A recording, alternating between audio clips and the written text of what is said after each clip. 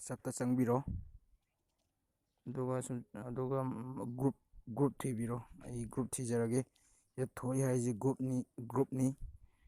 you create group thoi haiji da changbira ai changjarage aduga sida right side ta circle man bazida click tawbiro aduga chingkhatbiro aduga exit group haibazida nambiro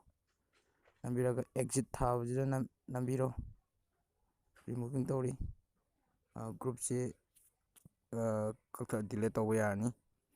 message kai sidagi message amora amta laroi kakthacharage si group se yawbra yengchiko thoi yawdre aduna mayamna video asina mayamda kanaba oirdi like amamtan tawbiramo aduga subscribe tawba kawbigano haibasi mayamda thamjari. Please subscribe Lighting Live and to ring the bell.